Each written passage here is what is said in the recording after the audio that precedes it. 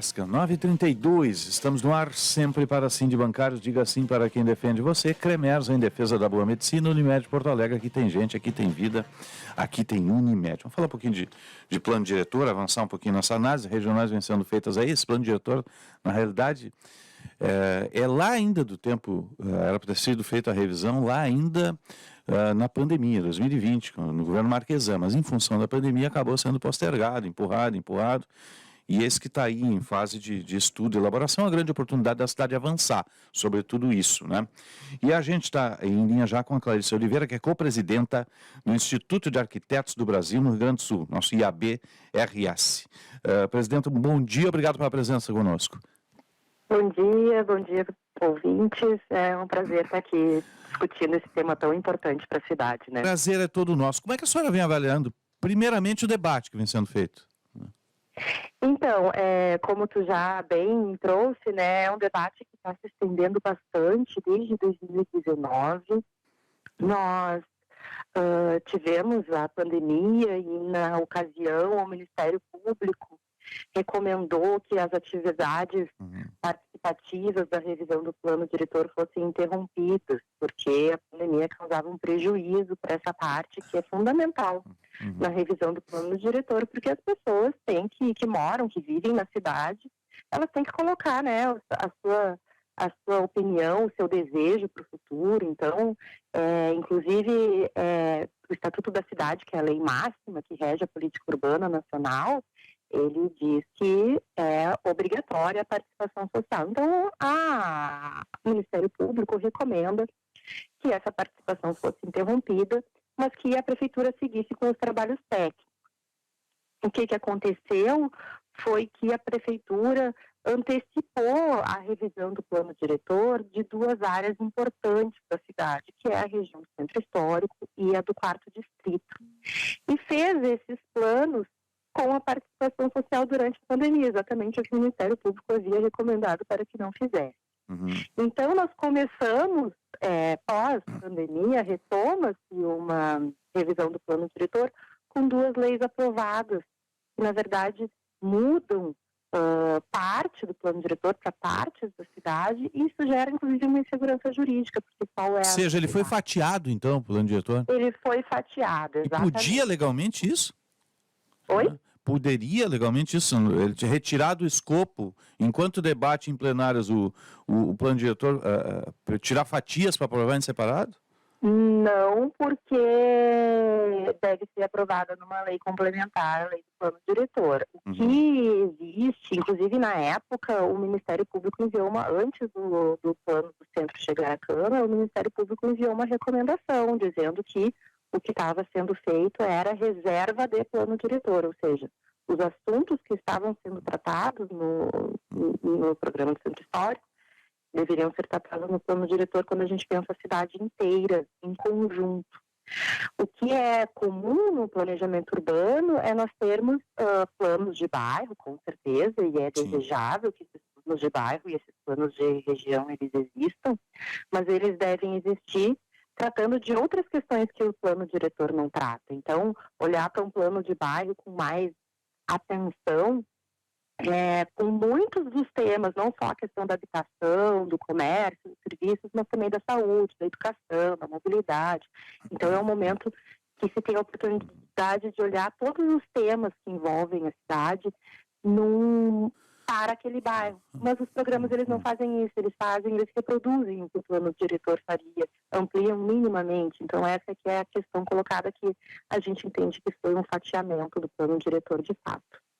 Porto Alegre, no passado, já teve o conceito de chamada, e como é uma das poucas capitais do país que tem zona rural, tinha as chamadas zonas rururbanas. Há quem defenda que se retorne isso. Como é que a senhora vê essa questão? Isso é uma grande discussão, né? Porque a nossa zona rural é grande, né? Oi? A área rural é grande, né, em Porto Alegre? Sim, nós temos uma área rural grande e nós temos o mercado imobiliário avançando para essa área rural.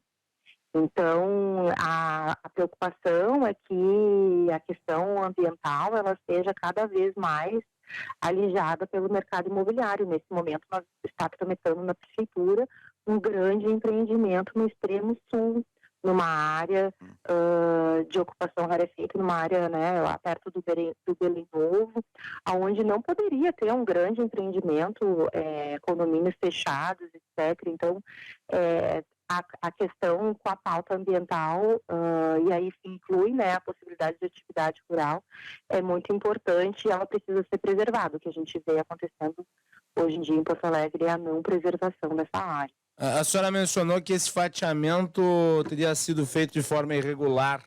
Isso pode ser questionado na justiça? Sim, pode ser questionado. O que aconteceu logo depois do envio, da aprovação de ambos projetos foi que o Ministério Público nós temos a ordem urbanística dentro do Ministério Público e os promotores eles foram promovidos para outros cargos. E aí o Ministério Público teve um momento ali que tivemos arquitetos que foram... Houve uma troca de promotores, então, né? Oi? Houve uma troca de promotores. Troca de promotores e arquitetos técnicos que foram demitidos com a justificativa de que não havia trabalho.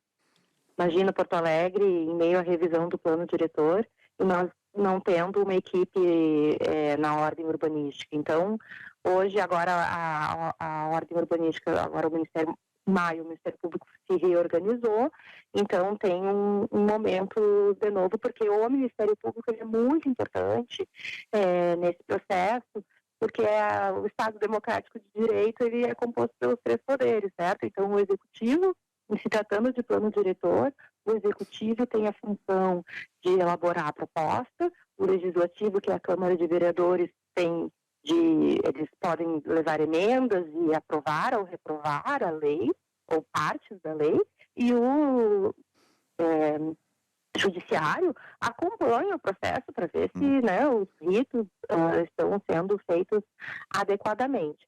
O que acontece é que agora, em momento de revisão de plano diretor, tudo o que foi feito no 4º Distrito e no Centro Histórico podem ser revistos, certo? Então, esse é um caminho que pode ser feito e que não envolve a judicialização. No aspecto técnico do que foi aprovado, quais são as posições do Instituto dos Arquitetos do Brasil em relação, por exemplo, a prédios mais altos, a prédios mistos, né, com equipamentos comerciais e equipamentos de uso condominial, como hoje estão sendo construídos, que é uma tendência em Porto Alegre? Qual é a posição do Instituto? A nossa preocupação, perdão, é que não se densifique as áreas para além da infraestrutura oferecida. O que isso quer dizer? Se construir muitos prédios altos e a gente não tiver uma infraestrutura de energia elétrica, a gente não vai ter condições de habitar esses prédios, certo? Isso aconteceu em Recife, na praia de Boa Viagem, que de uma hora para outra milhões de prédios, milhões não, né, mas muitos prédios foram construídos e só conseguiam vender as unidades até o 5º andar porque os elevadores não operavam pela falta de uma boa rede de infraestrutura de energia elétrica.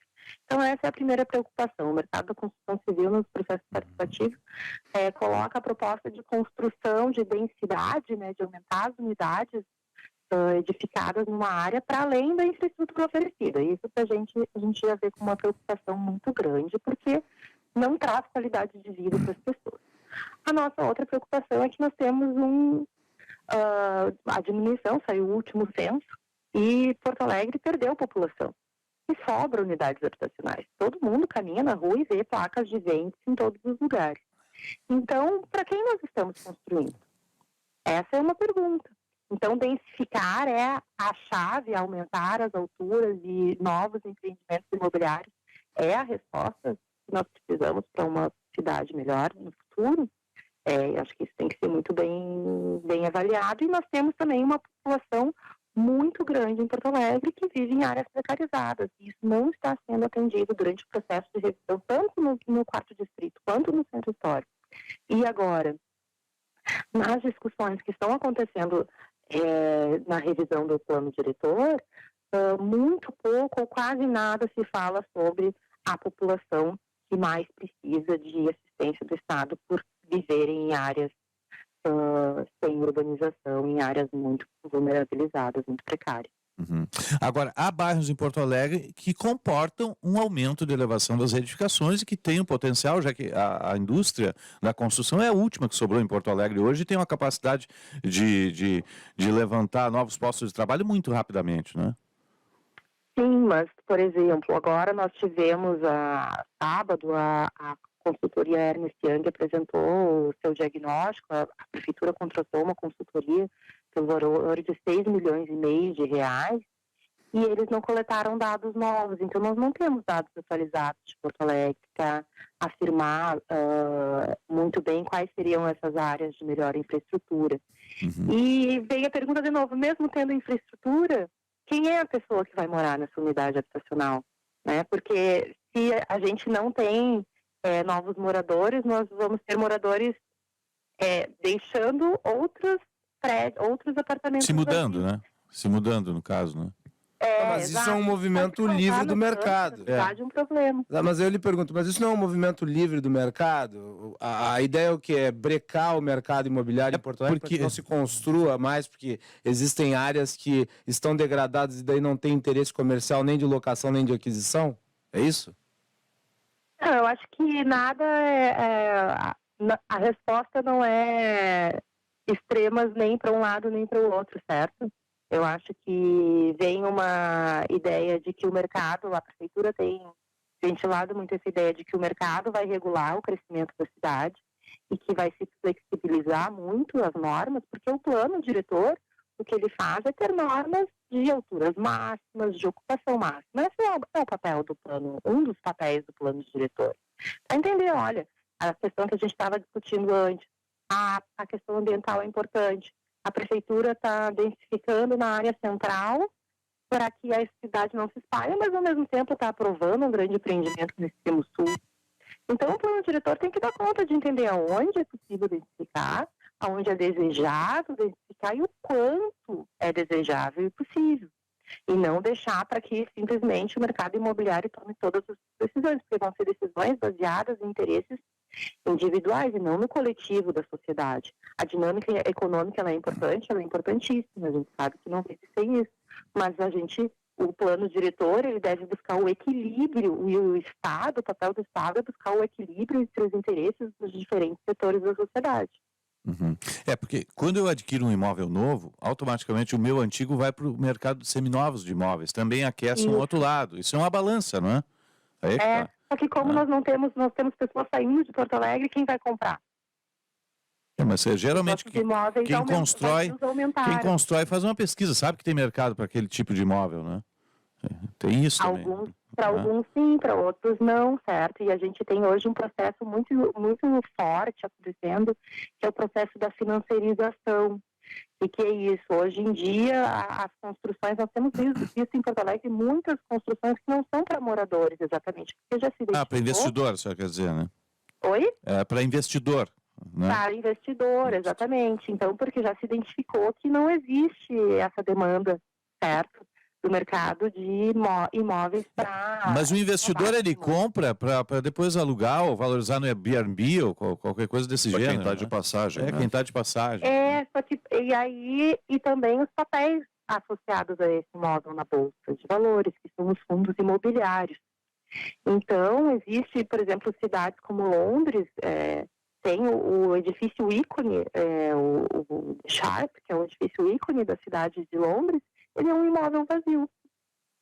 Por quê? Porque as compras associadas a eles, os papéis valem muito mais, o investimento vale muito mais na Bolsa de Valores do que o aluguel ou o uso do imóvel em si. Então, essa é uma dinâmica muito nova e muito recente em Porto Alegre, e ela tem vindo, né, nós temos a Melnick, entrou no mercado da Bolsa de Valores em 2019, então por isso que a gente vê muitas construções da Melnick em Porto Alegre ao mesmo tempo, porque eles se capitalizaram muito através desse processo, então com um poder de investimento muito forte. E a gente vê isso no dia a dia, né, andando pela cidade. Então, é esse equilíbrio que deve ser entendido, assim, a cidade está sendo construindo cidade para pessoas ou está se construindo cidades para os investidores? E, muitas vezes, o maior investimento não é nem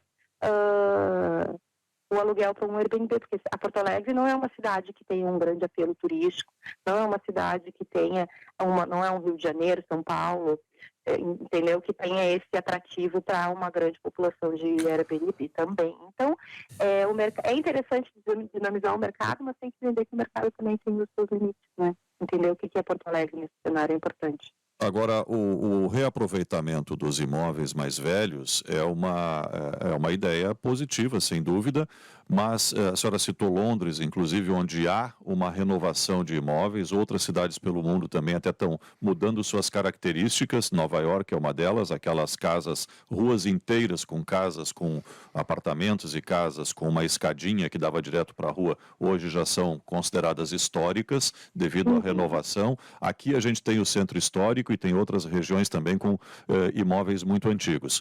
Esses imóveis antigos, o mundo ideal seria o reaproveitamento deles, mas eles não têm as condições exigidas hoje, por exemplo, para implantar tecnologia, para adaptar para o uso moderno, o uso atual. E uma reforma, muitas vezes, é bem mais cara do que uma construção nova. Não seria o ponto de se repensar essa renovação da cidade, utilizando os mesmos terrenos e até limpando um pouco imóveis que hoje são abandonados ou estão em completo desuso? Essa é uma questão, né? Tem dentro da arquitetura a gente tem uma linha que são os chamados retrofits das edificações, certo? Demolir, a gente está vendo já acontecer demolição de prédios de 4 andares, está acontecendo em Porto Alegre. E aí, se a gente pensa na questão ambiental, os rejeitos que são gerados pela construção civil, eles são bastante importantes, certo? Demolir um prédio de 4 andares é gerar muito rejeito. Então, eu acho que tem que ser olhado isso com atenção. Eu moro num prédio da década de 40 e ele tem elevador novo, ele tem energia boa, eu moro no centro histórico, né? Tem todas as infraestruturas necessárias para que se desempenhe um bom viver na habitação. Então, acho que sim, acho que é possível, acho que é desejável por questões, como eu já disse, da questão ambiental. A outra questão que é desejável é pela valorização da história da cidade, como tu mesmo trouxe, né? Olha, alguns prédios são históricos, sim, são históricos, e essa história ela é importante para que se construa a identidade de Porto Alegre. O Centro Histórico e o Quarto Distrito são lugares muito relevantes nesse sentido. Então, nós temos ainda os casarios, né, e na região do Quarto Distrito, tanto casas quanto as fábricas. Eu acho que esse movimento de preservação da história, ele é necessário, porque se a gente não tem história, a gente não tem identidade. Clarice Oliveira, co-presidenta do IABRS, obrigado pela análise aqui no nosso Jornal Gente. Vamos continuar acompanhando o tema que é importantíssimo para o futuro da capital.